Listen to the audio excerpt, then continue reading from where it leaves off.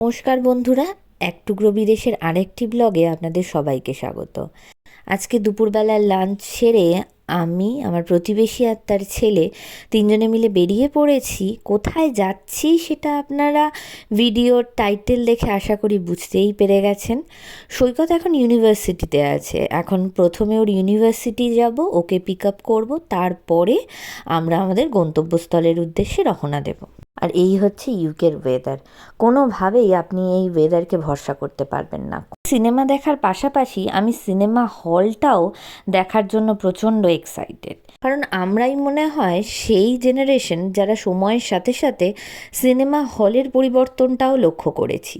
মনে পড়ে ছোটোবেলায় সিনেমা দেখতে গেলে ছিল কাঠের চেয়ার, তাতে আবার ছিল কাঠের হাতল। এত ভালো সাউন্ড সিস্টেমও ছিল না।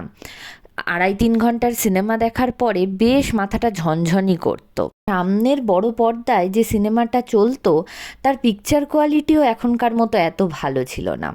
আমি যদি খুব ভুল না করি, আমরা যখন কলেজে পড়ি তখন মনে হয় এই SVF আইনক্সের এত চল শুরু হলো।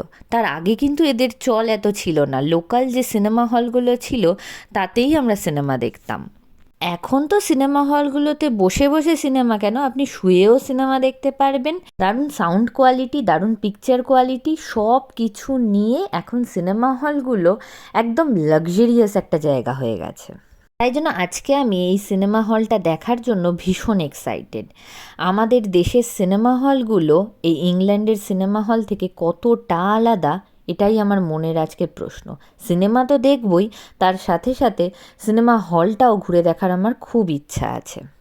চলুন, আপনাদের সাথে গল্প করতে করতে আমরা কার পার্কেও ঢুকে পড়েছি। এবার গাড়িটা রেখে সিনেমা হলে ঢোকার পালা।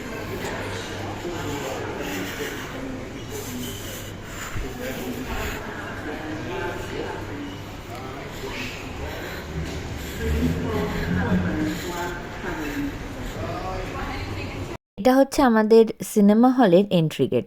চলুন আপনারাও সাথে থাকুন, আপনাদেরকেও দেখাই বিদেশের সিনেমা হলটা ঠিক কীরকম হয়। এখানে ঢুকে চারপাশটা দেখতে দেখতেই জানতে পারলাম যে এখানে কিন্তু সিনেমা হলের ভিতরে আপনি যদি পপকর্ন, কোল্ড ড্রিঙ্কস বা অন্য যা কিছু খেতে চান আপনি বাইরে থেকে কিন্তু আনতে পারেন।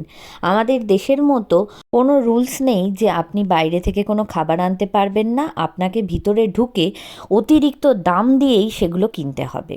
কিন্তু নিজেদের সিট খুঁজে বসে পড়ার পালা। আমার মনে আছে ছোটোবেলায় আমরা যখন সিনেমা দেখতে যেতাম, একটা লোক টর্চ হাতে এই সিট খুঁজে দেওয়ার দায়িত্বে থাকতেন। চলুন এবার সিনেমাটা এনজয় করি। সিনেমা শেষ হোক, তারপরে আপনাদের সাথে কথা বলছি। সিনেমা শেষে আমি এটুকুনি বলতে পারি, দুটো দেশের সিনেমা হলের মধ্যে আমি তেমন কোনো পার্থক্য পেলাম না, কিন্তু যেটায় পার্থক্য পেলাম সেটা হচ্ছে মানুষের মধ্যে। বেশি কিন্তু সিনেমা শেষ হওয়ার পরে কেউ বেরোবার জন্য তাড়াহুড়ো করে লাইন দেয়নি। আর একটা জিনিস, থেকে নিজের খাওয়ার পরের প্লাস্টিকটা সিটের কাপ হোল্ডারে ঢুকিয়ে না দিয়ে প্রপার ডাস্টবিনেই রিসাইকেল হওয়ার জন্য ফেলেছে। চলুন না এই মানসিকতার পার্থক্যটাকেও আমরা মুছে ফেলি।